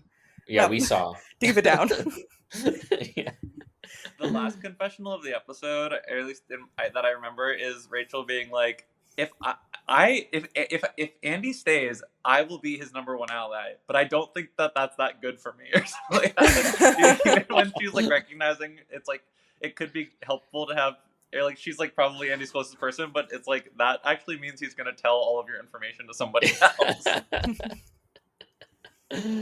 Oh my gosh, I know the Banu of it all, I guess. Yeah, what do we think of because it did feel very unique. Andy's meltdown in quotes felt unique in the sense that it was like him having a moment where he was fully like blowing up a person's game in front of the whole cast. I feel like that's what felt unique about it, like, and so quickly too. Like, obviously we've had like personal meltdowns before, but this was like so guys, this was what I was like planning to do from a game's like point of view in like the next couple hours. It's like I don't think we've ever seen that happen before, which is kind of wild. I don't know, like, what do we think about that? I feel like it definitely like sucks that he was put on the spot by Jeff so Yes. quickly after that like intense physical moment. This is one of those things where it's like Jeff, I mean, he's an amazing producer, amazing host. He knows how to find these moments, and he's so like eager to get the soundbite, to get your thoughts like in the moment, especially he's doing this more and more post challenge of like, tell me how this feels to lose, and tell me how this feels to like be in this situation. And so I really feel for Andy, because he just like like, I don't know physically what he was feeling in that moment, but he was probably still like very much in like fight or flight mode, and like in his body. And so that was just, I think I was the one who tweeted on the BJ Pod account, "Oh Andy," like that was what I said. I was like, "Oh Andy," like he's just having like, I can't, like, that's just such a spot to be put on, like to like need to like answer and perform, and he just wasn't able to filter. Yeah, it was really surreal. I don't think we've had, I think because he was in the mindset of like, from when he was laying, he like thought he was being evacuated, and so then he was telling Right. Jeff this is what was going to happen if we went to tribal council, and it seemed like he had a hard time getting out of that mindset of like, you are actually going to tribal, and that like kind of led to him say what he was going to do. It was a very unique situation and like kind of surreal. Yeah. His interaction with Jeff was so like I obviously he's like completely out of it, but like I was laughing it was very hard to watch on the first time, but on a rewatch it's very funny where he's like, "They were gonna vote me out," and Jeff's like, it was so fun. You're And still Jeff's in like, the game. "You're still in the game." Like it's like, and the Jeff was like, he's like, "They're gonna vote me out." Jeff was like, "The immunity challenge is still going on. Like they might not even be able to vote you out." And he's like, "No, they're gonna vote me out." Then Jeff comes back and be like, "So you did lose." It's like, they still might not vote you out, but like you did lose, and he's like, they're gonna vote like. And then I actually felt that Jeff was starting to get a little annoyed at Andy. Like he was like, "Andy, like you can still play the game. Like you are not a dead person walking. You can still fight and win and still be here." So because Andy was like at that moment, it's like you said, Christine, the writing was in the wall. It's like he was like, "I'm dead. I'm a dead man in the water." But it's like we all saw that was not true. He was there. I literally think he thought that he was medically evacuated. Like I think that he fully thought he was already out of the game and was like, it doesn't matter. Like I was going home anyway. And I loved that at the end. The end of that scene is Andy going, "I love you, Jeff," and Jeff says, "I love you too." Aw, Jeff is so kind. Yeah, what did that make me think of? Yeah, he did seem very delirious. I agree. I feel like, Sam, your theory that he maybe thought it was like already over makes a lot of sense to me. Like when you look back at it, because he was talking almost like past tense of like, "Oh, I was going to do this to John, and I'm so sorry that I was going to do that." But I feel like maybe Jeff's frustration that we're noting, maybe some Hannah Rose trauma. Yeah. I feel like, and this is, I'm surprised. Living rent free. Icon. I feel like this is just something that maybe I don't know if we talked about this last year with all the quits, but it feels like with so many super fans in the game nowadays, I feel like there's sort of this desire to control your survivor story. And I think Mhm. part of that Mm. comes in how I leave the game. I think there's maybe some like ego protection going on there of like, well, I like quit anyway, so it didn't even matter that like I was getting voted out. Like, so I don't know. I don't know if that's what was going through Andy's mind here, where he's like already defeated, so he's just sort of like spinning it into like a, well, I was like ready to give up anyway thing. I don't know. I hope that's not like a pattern. I hope it's just sort of like a fluke that this has been kind of a recent thing. Yeah, Maryanne, for you, like as out there as a big fan of the show, Mhm. obviously you went on to win. It went really well for you. Did you Yeah. ever like have those moments where you were like, I think the problem for like a lot of super fans is like they're very conscious of the show and like the Mhm. audience and the product. Did you ever find yourself like thinking about how you would be portrayed, like feeling that pressure, or were you able to Um, disconnect from that? I was able to disconnect from that, but that's because like as soon as I found out that there was a chance I was going to go on the show, I literally got a therapist, and I'm like, okay, let's prepare for everything psychologically, and let's get like ready to like if it goes poorly for me to like be Mhm. okay. But I think that sometimes it's like you do think about how you'll be portrayed on the show, Mhm. and like I think the biggest thing for me, which I remember actually thinking, oh my god, this is going to be on the show and it's so stupid, was when Jonathan was cutting and then like he like chopped the bamboo and the bamboo hit my foot, right? And I was like, and I was just like genuinely thought I was gonna be like, oh my gosh, ow, oh, are you okay? Oh well, I should have just watched anyways, right? But then it became into this back and there was miscommunication, then it was a back and forth, like missed, and then there were miscues like on my side, and then like it became this huge thing, which it literally wasn't. And I was like, oh my god, this thing is gonna be on television. I'm gonna look like I'm making this mountain out of a molehill. People are gonna think that I'm crazy when it like because it snowballed. And I'm like, and then we're gonna have to sit down and talk about this.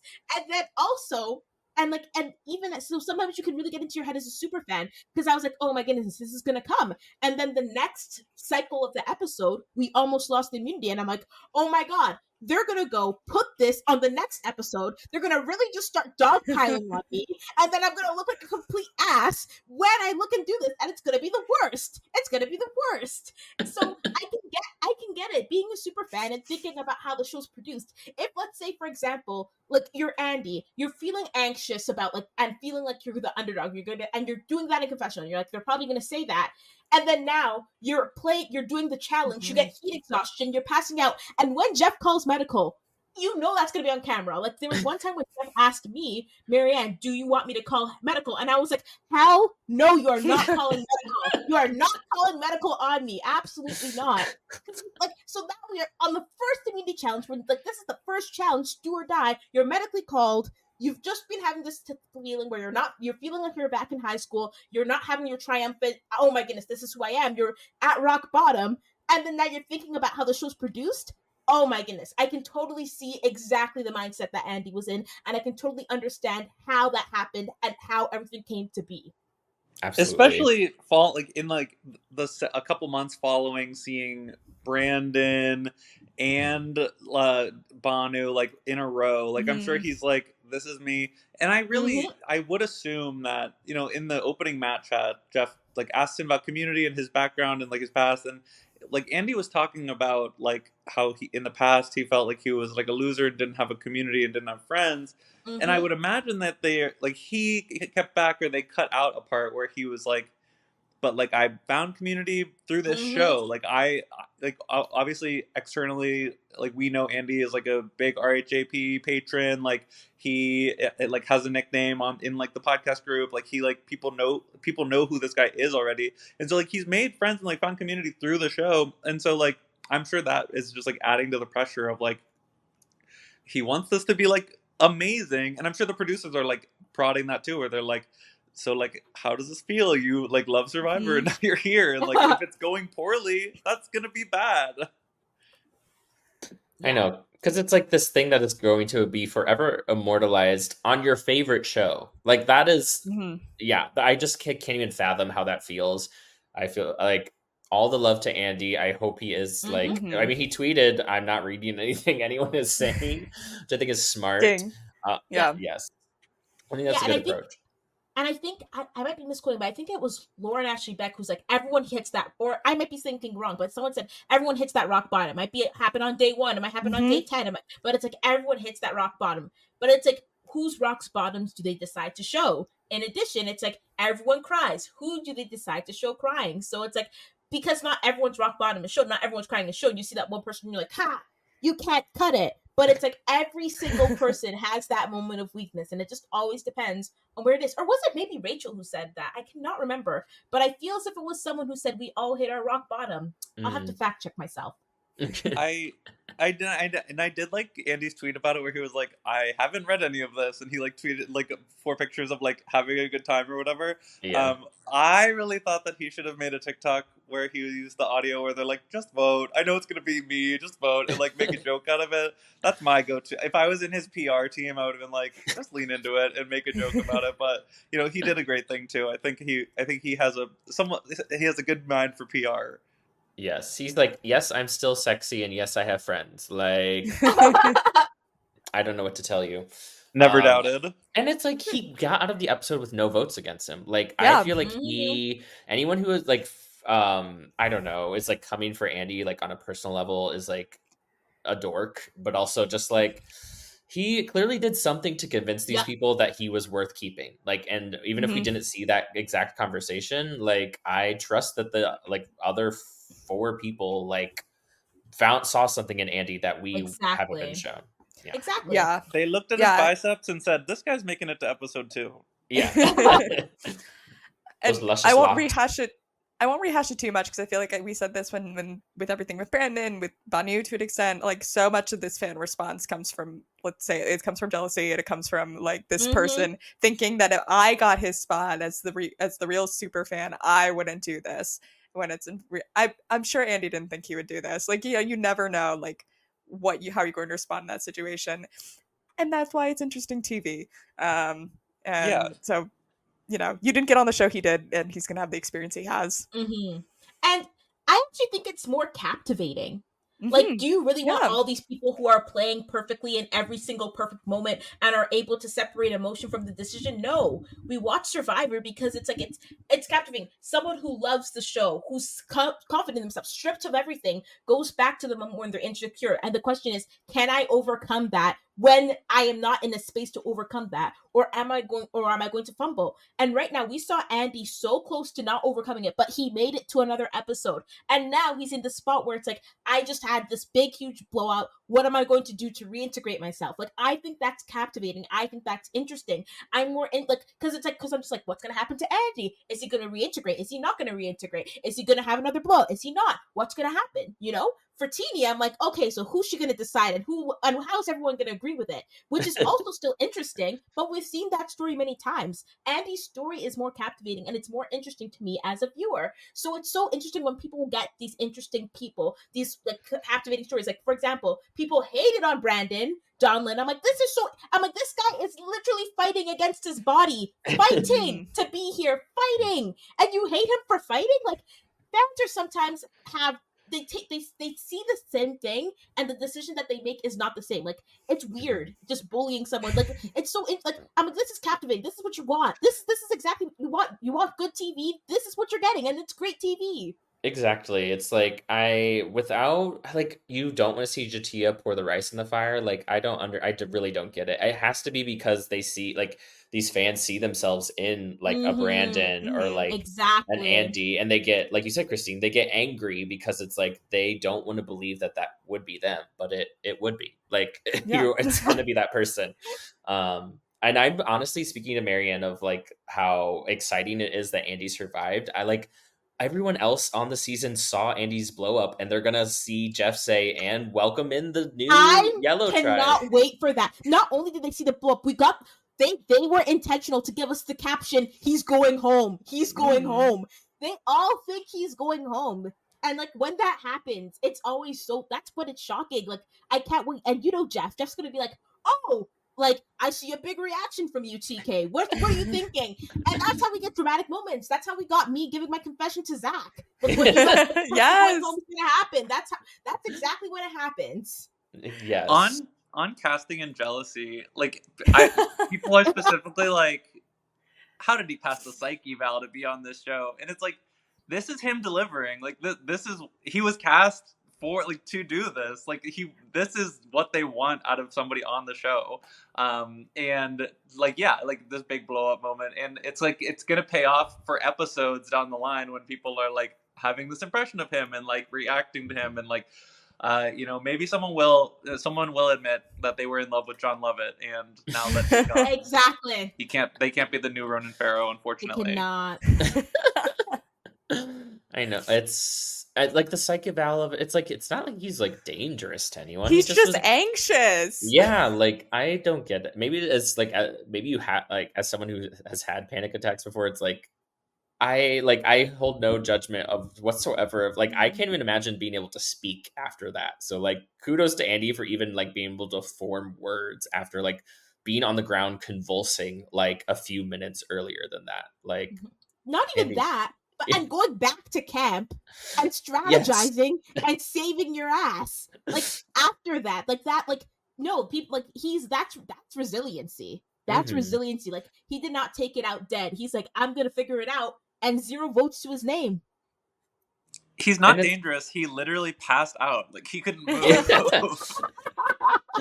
like, who is he hurting? Yeah, it's like, and he did do a good job. I feel like maybe this was just the editing, but it seemed like when they got back to camp, he was very apologetic, and he kind of played it quiet in comparison to John, who John just like went on a sort of death spiral for. So like, Andy did play it well after that. So I think Andy is a lot better at this game than maybe people are willing to give credit for, or at least like people just don't want to recognize that, like we said, he like didn't get his name written down for a reason.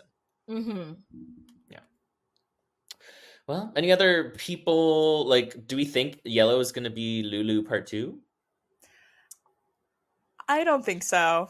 I think this is. I don't think so. I think they might go again. I don't Sure. like foresee them winning out, but I think we're gonna. These knock on wood. These tribes seem somewhat well balanced. Yeah. That's physically. what I felt. Yeah. Like, Go ahead.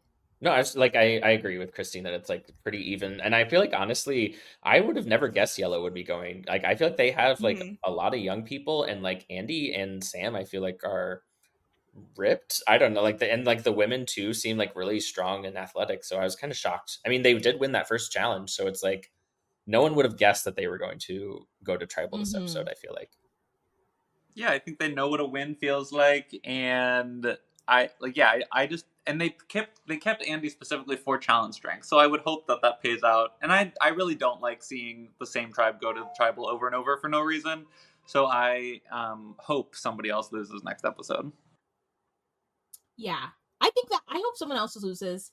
I think that it actually behooves you to lose. You don't want to lose, but you also, like, when you lose, it then draws a line in the stand, which makes it stronger on a swap and a merge, right? So then it's like, it's this whole balance where it's like, you don't want to lose, but you also want to be able to go and prove yourself so you don't get people who are getting jittery. And like Yellow right now has made their decision.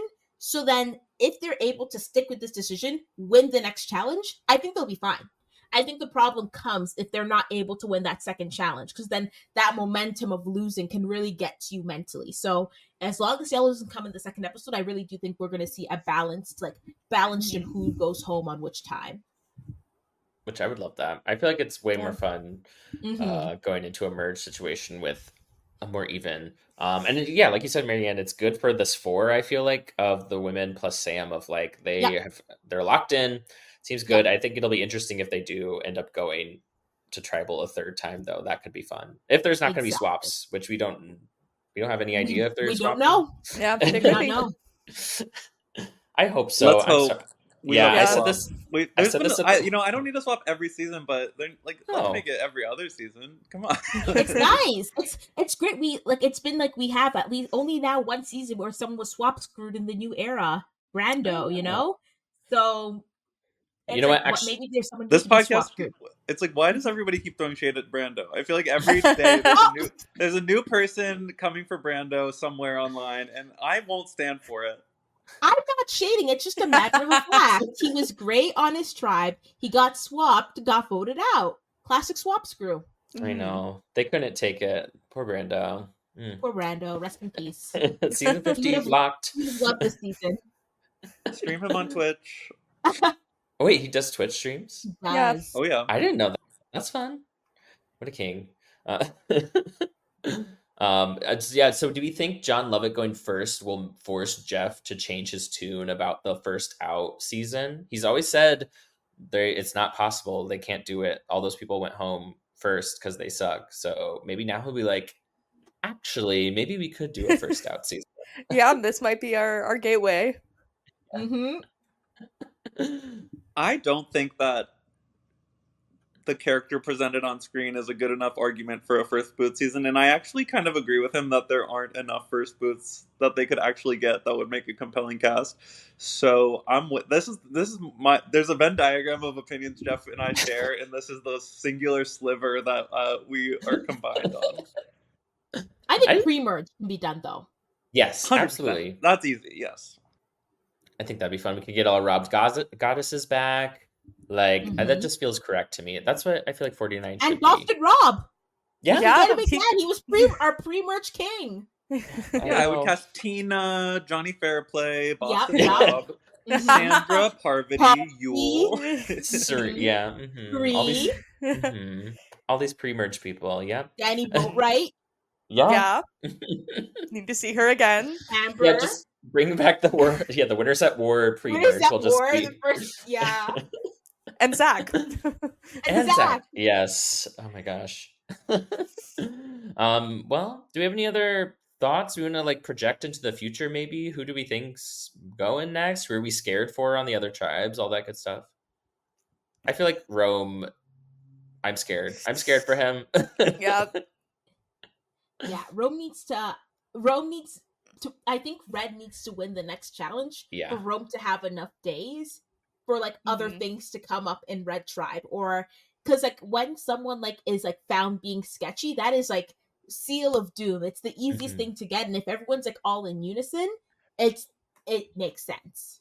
It's scary, but I mean, he could whip out a one-time use idol. He could. Just gotta watch out for that. But that won't help him. Yeah, I mean, that only helps him so much. Yeah. Right. Blue, I'm trying to think who was even presented as like in danger. Like even Gabe was shown as being sketchy, but he and Sue had a relationship, and Sue and Caroline had a relationship, which I do feel like is kind of like what Andy was saying, where he was like, as long as I have two good relationships, like blah blah blah blah blah. And so like I feel like that's kind of like a group forming, and I'm not super worried for him, especially because we also saw like all the guys getting along, and so the third woman on that tribe is Caroline. Tiana. Yeah, we didn't really see her connecting with anybody. Yes, we just saw her eating a worm. We did. Queen. Who was the one who said like the boys were the bromance? Who had the bromance line? Was that on Caroline? Blue? Was like talking that all the guys were obsessed with each other. Right, and she's like, we got to get rid of that. Love that for her. She's got the right mindset. Yeah, so I'm really, like we said, I liked this premiere. It felt a little idol hunt heavy, but like the idol hunts were like fun. I don't like at least seeing the character reaction to it was fun to me. Yeah. Yeah. I don't know. I'm excited. I feel like the 46 premiere, I was a little more wary of going out of that. So, well, I don't know. I'm excited. I think it's. I was about to say just like I think Survivor's like pizza. You know, all pizza's good pizza. And we are famously new era lovers. I feel like the seasons they're just stacking up for me. I'll take that over a mid-30s any day. Yep. We are so much better these past 4 years than we were in the preceding 4 years. Like there's no comparison for this podcast anyway. We are not going back. No, we are not. I didn't even think about that. 4 years. Anyway, Maryanne, I don't know. I think you follow Edgic or like are okay talking about it. Yep. Is there anything you want to plug before we get into that? Okay, anything I want to plug before we talk about Edgic? In case we have people who want to check out. Okay, I was like, you wanted to talk Edgic wise? Not to plug. Please register to vote. Yeah. I know that I am legally not allowed to vote in the U.S. elections because I am not an American citizen. but I do believe in the power of voting. I also believe in the power of, let's say, for example, you don't want to vote. Register to vote, show up and vote, and spoil your ballot. So at least your vote, that's doing something even more, you know? But like, just vote. Like, register to vote. Please vote. And I can say this because I have never missed an election, never missed a municipal, provincial, federal. I have voted in every election. University elections, I vote for everything. Okay, church elections, I'm a serial voter. So this is coming from what, maybe you don't need to be as intense as me, but please, please, please register to vote. Make sure you're registered to vote, and please vote advanced ballot if you can, because it's just so much easier than having to do it the day of. I'm a big advanced ballot person, but just vote, vote, vote. Absolutely. And there are lots of, I know Illinois is a day of register state. Okay. It definitely depends. Look into that. Do the research, figure it out. Even if you don't want to, if you, like you said, Maryanne, if you don't want to vote for certain reasons, like that is totally within your right. But also like think about local elections, stuff like that. Like it's always be mindful. Another funny thing to go. If you like video games, the game Aura History Untold, I know, such a big jump.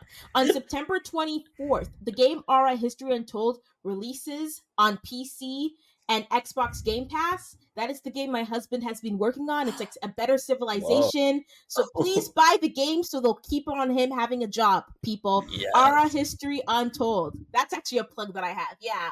Oh my god, that sounds so fun. I love Civ. I love Civilization. It's like the new Civ.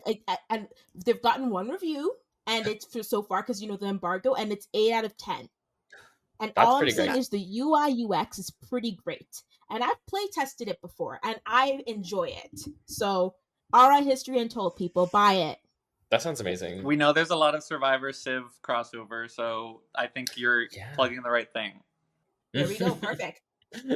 Shall we do our social medias? Christine, where can the people find you? Yeah, you can find me on Twitter and Instagram at the Xteen Files. You can read my writing on Inside Survivor, where I write with Gia Worthy. We have our little column every week. And jumping on Maryanne's thing, if you're like me, you're American living abroad, it's very easy to get your ballot. I need to send it out, but like you can vote in the last state you lived in. So I will be voting in Illinois, even though I live in Canada. But yeah, that's my tea. You can find me at Reindeerx on Twitter. You can go, if you're in Chicago, come to my watch parties with my good friend Shut Up. This week, I am going to be joined by fill-in co-host Masha Potato, legendary winner of Chicago Comedy Queen this past year and winner of Survivor, but a different kind of Survivor. So come hang out with us, eat some pizza, do a Jeff Probst shot with me, get a picture with our Jeff Probst cutout, all that good stuff. Every Wednesday, we will be there. Pizza Lobo, Andersonville. Yes. And Great. Sam, what about you? You can follow me at Sam Stanish. If you are in the LA area, I will be at High Tops Los Feliz for the Survivor viewing party there. Clarifying, there was a confusion last week. I do not host those. That is not, I attended the first one and I will be at the second one. I have no involvement. And Intermezzo by Sally Rooney comes out on Tuesday, and you can subscribe to us on Patreon.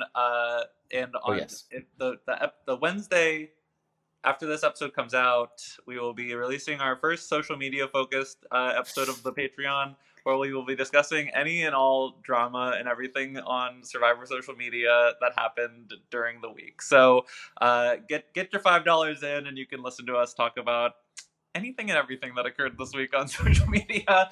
And my other podcast is Buffy Boyfriends, Buffy the Vampire Slayer. So Maryanne, you still have time to tweet something really unhinged before we discuss it on our Patreon episode. Okay. Let me start. I'll start off with Omer or Zach or something. Yeah. I'll do it with Zach, because Zach will clock me and ratio me. So I'll do that just for you. Okay. Perfect. Thank you. No problem. Twink destroys Survivor winner. So, Edgic, shall we get into it? Sam, you said at the top you had something you wanted to talk about in terms of the Matt chat of it all. Well, I do think that they are just like, who knows if it'll end up being him, but it does feel like this premiere is like slotting into what we culturally and conceptually agree to be the winner edit for Sam. Like, I just feel like this whole episode is about how good at Survivor and how prepared at Survivor Sam is. I feel like his confessional about being the middle guy and the glue guy slots in perfectly with the idea of community that they talked about, where he was like, the glue guy is the guy who, once he's there, then everybody feels like, okay, the whole team is there or whatever. Like, he's so vital to the community. And he was talking about I'm a wolf in wolf's clothing. And John had the thing where he was like, we're about to fact check. Like, if we think the way we think we're going to play Survivor and how we actually play Survivor, I think that the way he talked about how he thought he was going to play lines up perfectly with how he ends up being. And I just think it's all going for Sam right now. Mm-hmm. I see that for him, especially not like just from a game perspective. I see it for him. He was so low key. He like locked in with the 3 women who were clearly like something. But yeah, from an edit perspective, I totally see it for him too. He like was very present. Like you said, the glue guy thing like was so like that stuck with. I feel like everyone who watched it. I feel like that's like an easy sell. I forget, Maryanne, were you like looking at your own edit while the show was airing? Were you like, what are they doing with my edit? Like, what were your thoughts on your winner A edit? little bit. I think for me, once I left the island, I'm just like, I just want all the OTTs. I want OTTP, OTTN, OTTM. I wanted the Infinity Stones of OTT, and I think I got it, which was great. Like, I think it was OTTP, OTTM, MOR, OTTN. I think was my thing. So I got all the OTTs, which is exactly what I wanted. But it was interesting. Like, I think, you see, for me, speaking about Edge, I don't know. I'm kind of toxic, and I don't make a winner pick until after the merge. And I think that's fair. But like, instead of doing a winner pick, I go and I do the boot order. Right, based on merge, and my closest was 46. I got pretty much all but 2 people right in the boot order, which I was pretty proud about. But I feel as if for now, what I'm feeling is that like I like to see who's on my radar. And on my radar, I like Sam for all the reasons that you said. Right, I'm liking Rachel. Because Rachel, like it's like, because I'm like, who are they setting up? What are the stories that they're trying to tell me? I'm liking Asia. I'm loving Teeny. Right, there's just like. And so there's just people who I'm like interested in, where I'm just like, what's the story? What are they telling? It's like, do I feel as if there's a story that can overarch the whole season? Do I feel as if there's a story that's only here for a couple of seconds? So those are the people who are there. Like, I couldn't genuinely pick a winner pick because I'm just so bad at I'm genuinely horrible at picking them in the beginning of the season. So I'll leave this to y'all, capable hands, and I'll chime in if I feel as if there's a story for any of the people you're chatting about. Yeah, I think the biggest things we've like learned over the past few seasons, I mean, I think especially last season, of like, it's like story really matters a lot. Negative, like, and like, I feel like, because a lot of people kind of were more willing to write Kenzie off earlier on because of like she was involved with like the Jess, like people didn't like how it, the whole like that all came across. But the thing, I was definitely a Kenzie truther for a lot of it, because I faltered. I famously faltered to Mo. Derek and I faltered and believed Mo was winning right before she got. Because we both were like, Mo's winning, and then she got voted out the next round. He won in my heart. But why I wasn't able to fully write off Kenzie was because like it felt like that could have been edited a lot more negatively. Like Kenzie and Tiffany could have come off a lot more negatively, and so I think we need to look at. Not like, okay, it's fine now for winners to have some negativity or like some like be shown in situations that are flattering, but like think about like, okay, was there an angle on this story on this narrative that could have been slightly different, that would have made someone look more sympathetic and then like look worse. So that's definitely what I'm looking for. I think on paper Sam like has the textbook great edit, best edit so far, especially since he's like slotting to the theme nicely. He's got this like kind of catchphrase that's really important. That kind of like image of them. You know, Kenzie didn't call herself a mermaid dragon, but Banu did, and that was something that like you can really remember. You know, so the glue guy, like it's those things. I still think it's obviously way too early, but like I also was looking at Rachel because I think that was a scene with her turning down Andy. It was something that could have also, she could have come across a lot colder, and like because you know, Andy, I think we're meant to be kind of sympathetic to. He was like, you know, very much at the heart of this episode. He survived. But like Rachel, especially with what we like, the theme of like, you know, balancing the personal and the game and the community, I think that also kind of slots in nicely. So I think, yeah, on yellow, Sam, Rachel, Teeny for sure. Of course, like kind of like forming this community very much of like, and like I think the scene of Teeny, like we saw Teeny be like, we need to give Asia a chance in. I think it was so like immediately showed how great of a player they are and like really set up this relationship. Blue, I don't know if I'm feeling it for anyone on Blue or quite yet. Yeah. I don't know if it's gonna be like a and whoever whatever Erica's tribe was. I don't think they're ever gonna do an Erica again. I hope not. That would be horrible for them to do that. But it's like that would be, I guess, the only upside to them being like easily the quietest. I mean, on that tribe, I was kind of feeling it for Sue. Am I cuckoo for that? Like I she think was she's probably the presented. highest of the people on the Blue Tribe, but Mm-hmm. like she's the one like who the community is forming around anyway. Yeah. And she had like, I'm gonna tell everyone I'm 59. My last words will All be, yours. I'm 59. I did find some moments with TK interesting. He did name drop the $1 million in the right at the start of the episode, which used to be an important indicator. We're not quite sure if it still is. I also thought TK like really came across like him clocking Gabe, and Gabe like not realizing, like TK just like came across like as the like kind of smarter, savvier player in those scenes, but like while staying kind of out of the drama. I would say for me on Blue anyway, I'm curious to see where TK goes. Based on those two things. Yeah, I feel like it's gonna, because like the journey stuff I thought was interesting with TK, because at the top of the episode we had Aisha say like, I'm gonna forge my own path, and then I'm pretty sure it's TK who like used almost that exact phrasing when he like beat Asia in the like find the keys challenge, which I thought was like interesting for Asia's edit to like almost have another player use her own like purported strategy against her in order to defeat her. I don't know what that means for her chances, because of everything else about it, I feel like we were obviously supposed to be rooting for Asia and like wanting her to do well. And I remember like when I was watching the episode live that like TK like pushing her a little like felt a little like negative, but like on rewatch it's not like presented as like TK is like so horrible for that. So I agree. I don't want to write off TK or anyone on Blue. I feel like a lot of this is going to be dependent on how people are edited next episode, without like, because like we don't know what the other tribes look like when they go to tribal. We just know, like, for us it's easy to focus on Yellow because we got the most out of Yellow this episode.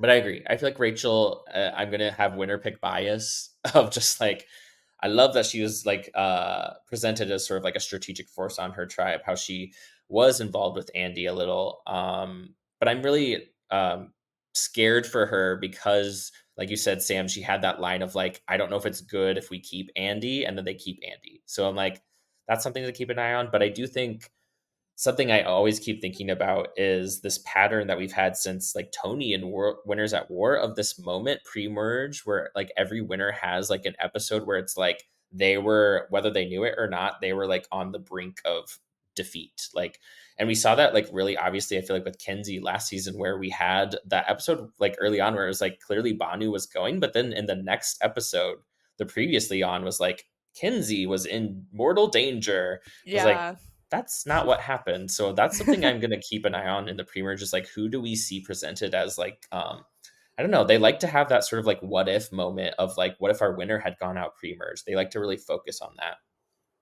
The Rachel thing, yeah, I was going to bring up that confessional. I do feel like it's probably closer to Kelly being like, Bruce is kind of my anchor and I'm going to keep him in the game and he's going to sink me or whatever, than like good for her. And I'm not saying that this is like necessarily a bad thing or like a killer thing for Asia's edit, but I do feel like there were like little things that didn't add up with like her opening confessional was like, I only do things if I'm gonna be good at them, or like I do things that I'm good at, and then like she volunteers for the thing and then doesn't win or whatever, and just like, you know, little things where it's sort of like maybe the way that she wants to play doesn't necessarily line up with how it actually happens. But I think she ultimately had a very good episode. I just think that there were other people who had like better premieres than her.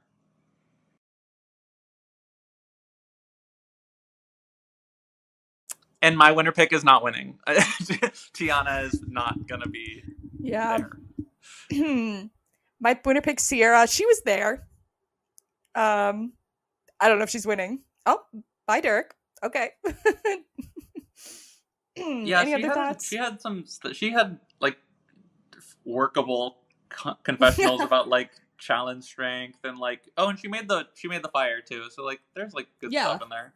She was there. Mhm. Well, I don't have winner picks, but I do have people that I secretly but not actually actively root against. And those people are Gabe, Sam, and Teeny. And you might be wondering why Gabe, Sam, and Teeny. It's because those are the people who are younger than me by birth date, and I wanna be the youngest winner by birth date for as long as possible. Okay. So I always actively root against the people who are younger than me. But if they win, I'm happy. I took it from Adam Klein. I think I took it from him, and he got like what 40. He was on 33 and I have 9 seasons. So I'm like, I want at least 9 seasons.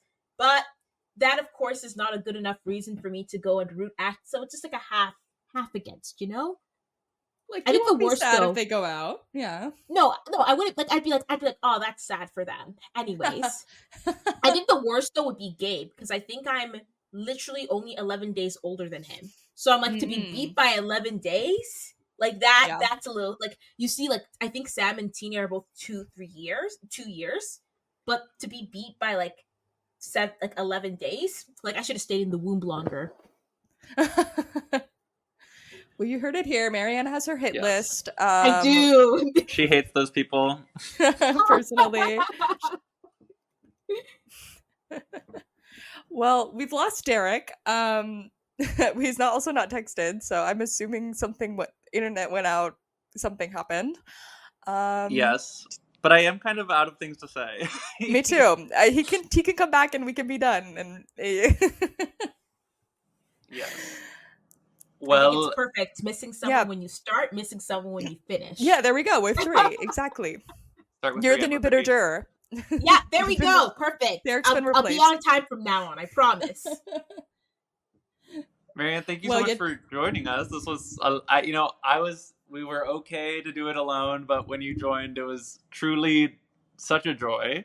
We're so glad it worked out. Thank you. And Thank again, you, Omer. I apologize. Thank you, Omer. The whole team messaging, and they really had to fight too, because I'm always on do not disturb, right? So like every call, every text is screened. So great when I don't want to be disrupted, bad when I want to be disrupted. This has happened multiple times in the past month, so I think I have to finally put Omer through. So now his calls will go through. So you've heard it here, Omer. Your calls are now going to go through automatically. Do not abuse this power, or I will screen you again.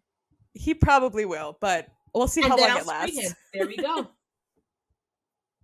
Well, thank you, Maryanne. Thank you for being ready to hop on a moment's notice once you realized what had happened. This was so fun. We still got a good well over an hour with you. So so fun. Thank you again. We have already our lineup for the rest of the season of these next few episodes is already really popping off. So very excited about the guests we're having, and you were an amazing start to the season. Wonderful. Thank you so much. Yeah. Derek, miss you, baby. We'll be back next week. Rest in peace. Bye. We would have loved the bitter jurors.